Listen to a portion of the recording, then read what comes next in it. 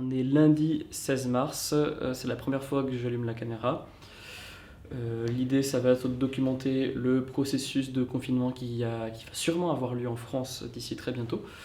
Le coronavirus est en train d'un petit peu s'épandre un peu partout, tuer de plus en plus de gens. Donc l'idée, c'est que je vais placer cette caméra dans le salon et on va voir un peu comment se passe la quarantaine avec mon coloc.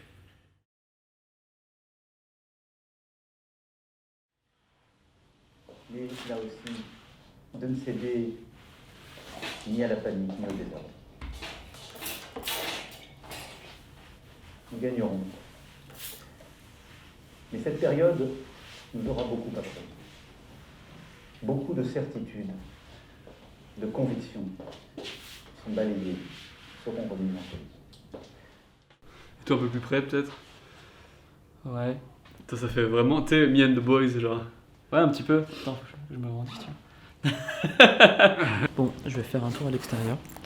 L'idée, ça va être de rencontrer personne sur le trajet, de mettre un masque, des gants et tout ce qu'il faut pour, et potentiellement d'acheter quelque chose si c'est possible. On va voir un petit peu comment se passe cette première journée de quarantaine à Lyon, en tout cas. C'est parti.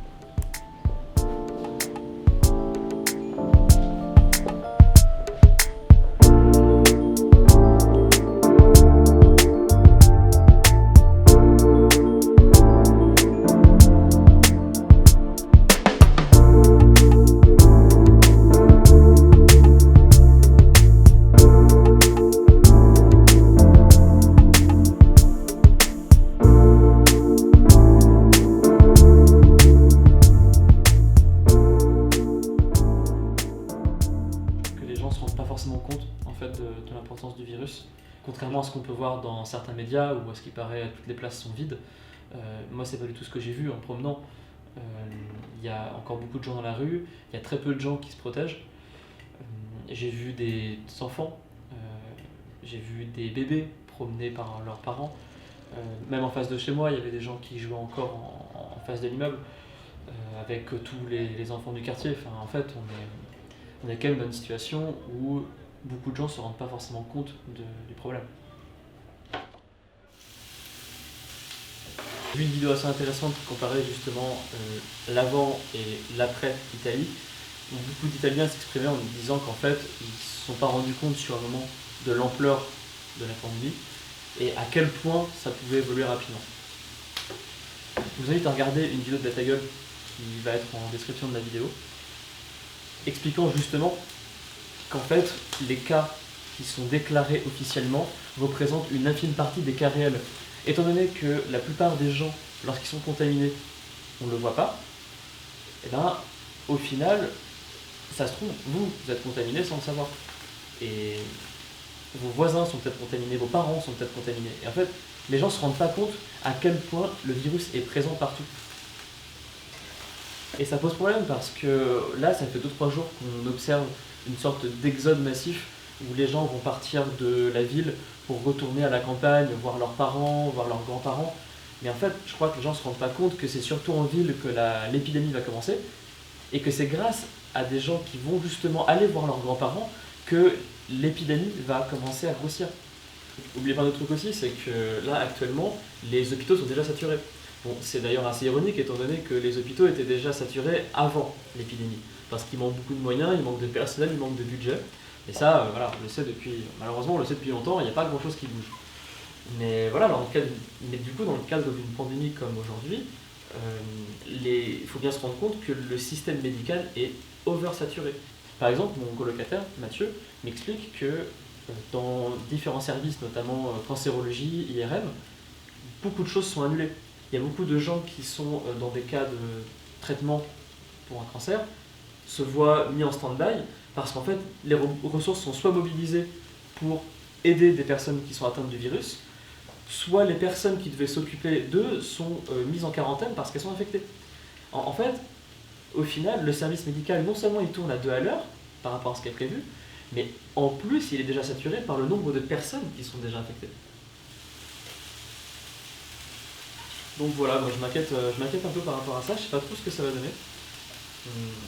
Moi je vous encourage à prendre toutes les précautions nécessaires, c'est-à-dire non seulement protégez-vous le visage et les yeux, n'hésitez pas à prendre des lunettes par exemple, mais aussi prenez des gants.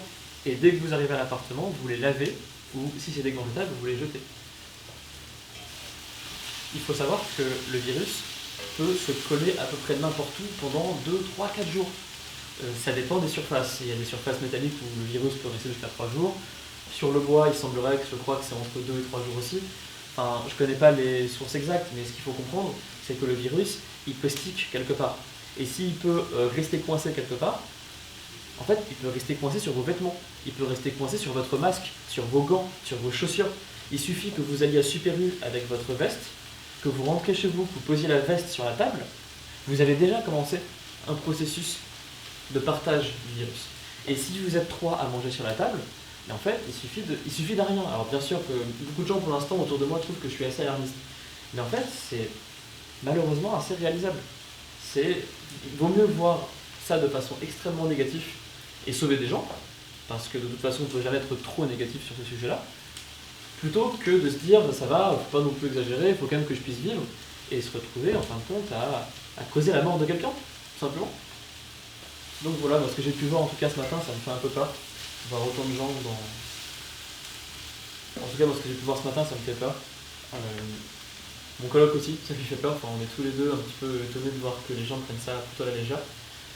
Restez chez vous, évitez tout contact, pensez que vous êtes potentiellement porteur sain, et si vous l'êtes, vous êtes capable d'infecter une trentaine de personnes sans vous en rendre compte. Donc voilà, prenez vraiment toutes les précautions nécessaires, isolez-vous, évitez de rencontrer du monde, et puis on va voir comment ça va évoluer, quoi. Bon, cette première vidéo est terminée, je viens de finir le montage. J'espère que ça vous a intéressé jusqu'au bout. Je sais pas si c'est trop long, trop court, j'arrive pas trop à m'en rendre compte. N'hésitez pas du coup à me laisser un commentaire ou à m'envoyer un message pour me dire si vous avez apprécié ou pas certaines choses. J'ai besoin de savoir, moi de mon côté, si ça fonctionne ou pas, ce que je suis en train de faire. Si ça vaut le coup ou pas aussi, tout simplement. Est-ce que ça vaut le coup parce que ça prend quand même pas mal d'heures par jour de faire tout ça. Donc voilà, j'espère que tout ça vous a intéressé et on verra bien ce qui se passe demain. Salut.